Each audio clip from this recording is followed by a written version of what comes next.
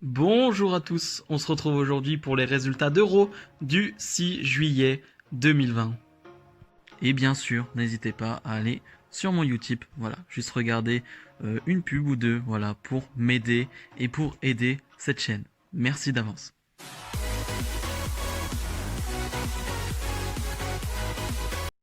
On débute le show avec le champion de la WWE, Drew McIntyre, qui va avoir une promo avec Dolph Ziggler, son challenger. C'est pas très intéressant, c'est pas le plus important parce que Dolph Ziggler qui va pas vraiment choisir sa stipulation pour le match et qui va nous ramener Heath Slater. Heath Slater est là à Raw et c'est bizarre, c'est très bizarre. Alors Heath Slater va nous faire une superbe promo. Vraiment la promo est superbe. Voilà, c'est sans doute la meilleure promo d'Heath Slater, mais en même temps bon, il n'en a pas eu des masses à faire.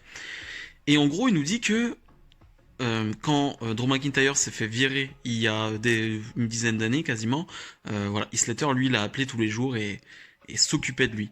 Et que cette année, Heath Slater s'est fait virer, parce que Heath Slater est viré, Drew McIntyre ne l'a pas appelé. Et McIntyre ne réagit même pas, c'est-à-dire que tu vois un McIntyre juste qui est bouleversé, tu vois, genre il n'a pas d'excuses.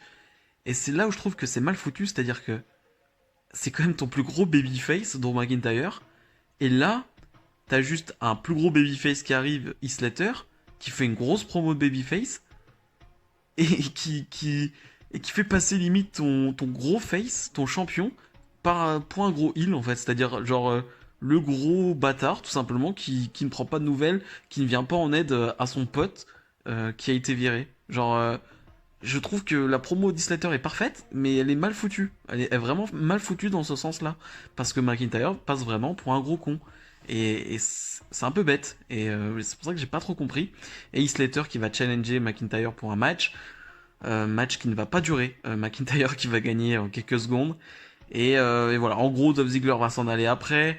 Enfin, il va revenir et pour frapper Heath Slater et Drew McIntyre va venir en aide à Heath Slater et les deux vont poser et faire le signe de 3MB, hein, leur clan avec Jinder Mahal. Il manquait juste Jinder Mahal, mais très bizarre. C'est-à-dire que il y avait beaucoup d'émotions sur ces débuts de show, c'est un peu maladroit, disons, de cette promo et de faire passer McIntyre pour un gros con. Et après, tu sens qu'ils veulent pas rétablir le truc, mais voilà, faire quand même une petite pause Heath Slater, McIntyre pour un adieu en quelque sorte, parce que voilà, on sait qu'Heath Slater c'est une clause de 90 jours et qu'en gros, il reviendra pas. Là, c'était clairement un adieu, c'était juste une dernière fois pour s'en servir, on va dire, avant le Drew McIntyre de Ziggler.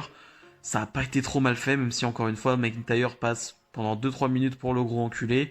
Donc c'est un peu limite, mais il y avait le petit côté émotion, donc voilà, ça nous a quand même pris, je pense qu'on a tous été pris par la promo de Heath Slater, et voilà, ça a été plutôt réussi dans l'ensemble. Sasha Banks et Bayley sont sur le ring, petite promo, voilà, ils vont être interrompus par Asuka, et Asuka qui va nous introduire Kairi Sane qui fait son retour. Beaucoup de rumeurs sur Kairi Sane. Elle est censée partir. Voilà, elle qui veut arrêter avec la WWE parce que le Japon lui manque et son mari lui manque au Japon. Et du coup, voilà, il y a plusieurs rumeurs sur son départ. Mais pour le moment, elle est à Raw. Et Kairi Sane va défier Sasha Banks pour un match. Et forcément, c'est un bon match parce que Sasha Banks et Kairi Sane sont excellentes. Donc forcément, t'as un très bon match. Mais tu ne retiens pas forcément le match parce que, comme d'habitude, t'as un bon match et la WWE fait une fin de merde. Parce que la WWE book ce match et se dit, mais merde, comment on termine ce match? Comment on le termine? Parce que Sasha Banks est aspirante au titre de Asuka. Et est-ce que t'as vraiment envie de faire perdre directement Kairi Sane alors qu'elle est de retour? Bon, on sait pas si elle va rester longtemps. Mais est-ce que t'as vraiment envie de la faire perdre? Non plus. Bon, bah on va faire une fin pourrie où Kairi Sane va porter une prise de soumission et Bailey va intervenir et du coup disqualification. Il va y avoir une sorte de bagarre générale et les japonaises vont prendre le dessus. Mais ça montre encore une fois toute l'idiotie de la WWE, c'est-à-dire que tu bookes un match et après tu ne sais plus quoi en faire. Tu ne sais pas quoi faire du résultat. Et c'est quelque chose qu'on voit souvent, qu'on voit chaque semaine quasiment. Et c'est très très dommage. Kevin Owens Show, forcément avec Kevin Owens, qui va avoir pour invité Seth Rollins.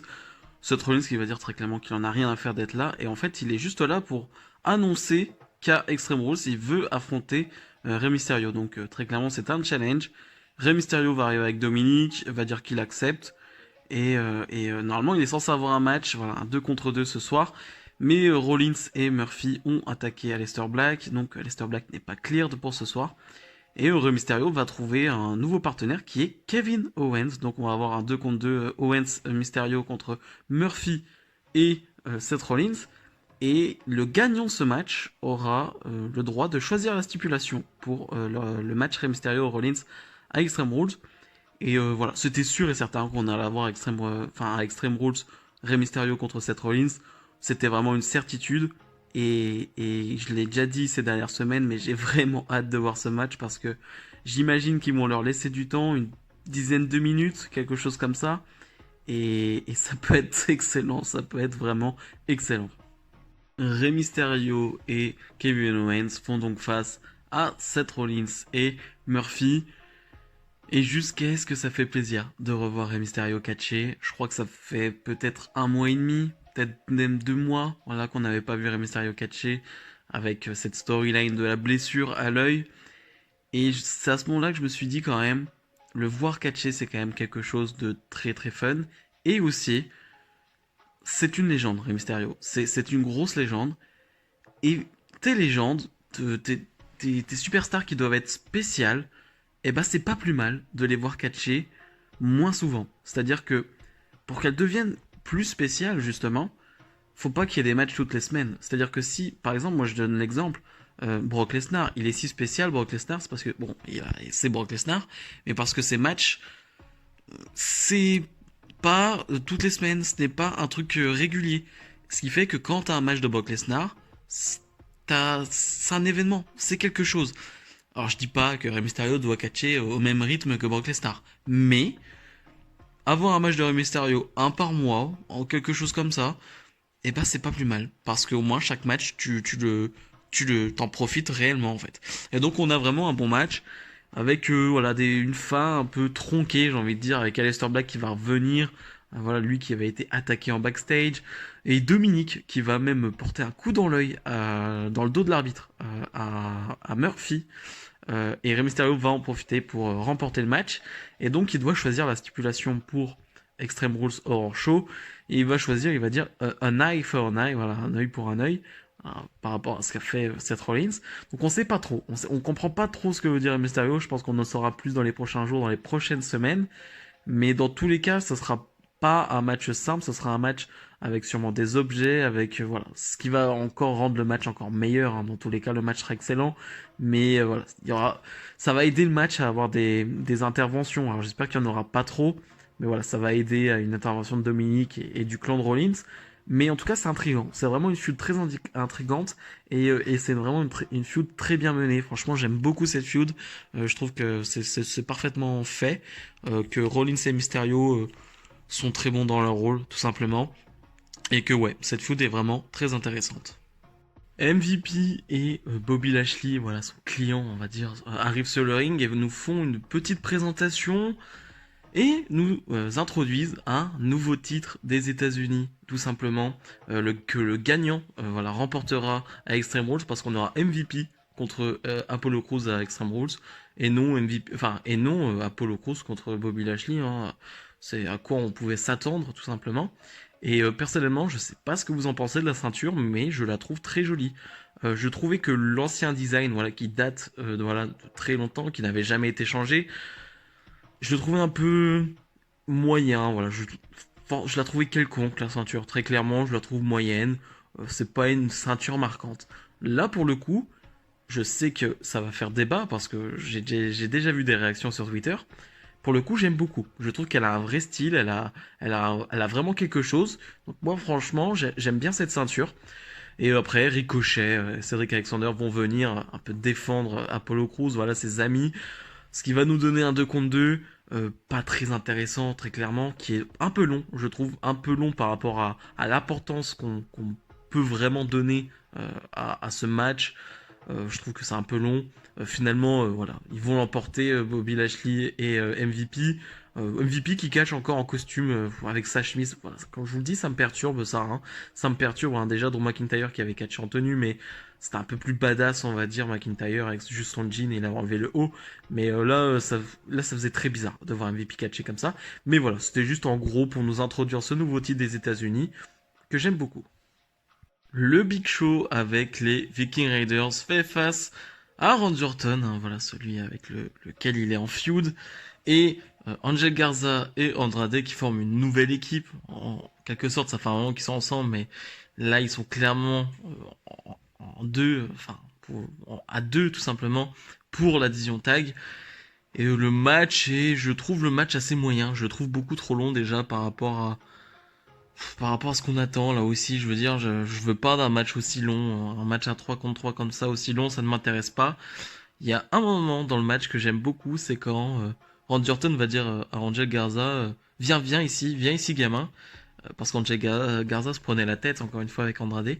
Il va vraiment le prendre comme un gosse et lui dire non mais c'est bon, maintenant c'est fini ça, on t'arrête tes conneries et tu fais le boulot. Tu fais le boulot sur le ring. Et t'avais vraiment l'image du vétéran qui prend le gosse voilà, dans ses mains en lui disant, enfin, qui le prend avec ses mains, il prend sa tête et il lui dit clairement, bon maintenant t'arrêtes les conneries quoi. Et je trouvais que c'était une superbe image avec la jeunesse de Angel Garza et on va dire l'expérience de Randy Orton. Je trouvais que c'était vraiment très cool. Et le fin de match très basique, très basique aussi. Randy Orton qui va porter un RKO, qui va remporter le match pour son équipe. Voilà, pas de physicalité entre Big Show et Orton sur le ring. Je suppose qu'on nous garde ça pour Extreme Rules. Et j'ai pas envie de voir ça.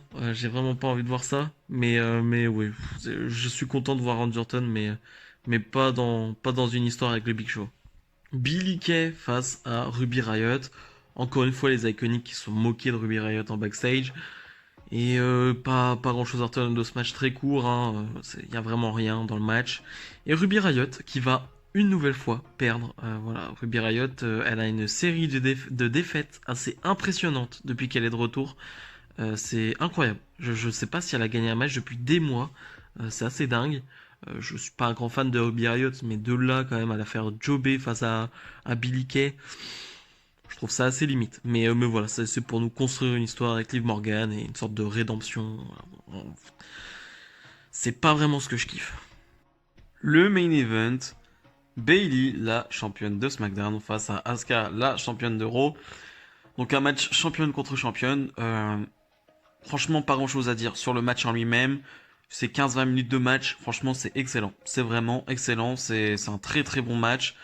Tu ne t'ennuies pas. J'ai eu peur à un moment donné qu'il y ait une phase un peu trop lente, un vrai creux dans le match, mais pas du tout. Franchement, sur une longueur comme ça, sur un match aussi long, j'ai pas ressenti de longueur. Et j'ai bien aimé le côté très divertissant de ce match et surtout Bayley. Je trouve que Bayley fait vraiment un effort sur le match, même en ce moment. C'est-à-dire que, ok, il y a le match, mais elle va te faire des choses en plus. Voilà, elle va te ramener une bouteille d'eau, elle va boire sa bouteille d'eau. C'était vraiment des détails. Hein. C'est vraiment ce genre de détails, mais qui font la différence pour moi. Voilà, elle va boire un coup pendant le match. Pendant le match, elle va prendre le casque de commentateur, se mettre assise et commenter le match. Enfin, voilà, c'est des petits détails, mais je trouve ça très intéressant et très divertissant pour le coup. Et je trouve que les interventions de Sasha Banks et de Kairi Sane sont plutôt bien dosées. C'est plutôt bien fait. Même Nikki Cross, voilà, qui va être bannie, enfin, à un moment donné, et qui va revenir à la fin. Mais sinon, j'ai trouvé parfaitement booké ce match. Vraiment, je l'ai trouvé parfaitement booké jusqu'à la fin où Bayley voilà, va se faire un peu avoir par le retour de Nikki Cross et Asuka va l'emporter avec un roll-up. Je trouve que c'est bien fait aussi parce que voilà, Asuka a perdu avec un roll-up la semaine dernière, il me semble, sur Sasha Banks. Là, tu rends l'appareil, on va dire, à Bayley et Sasha Banks avec ce roll-up.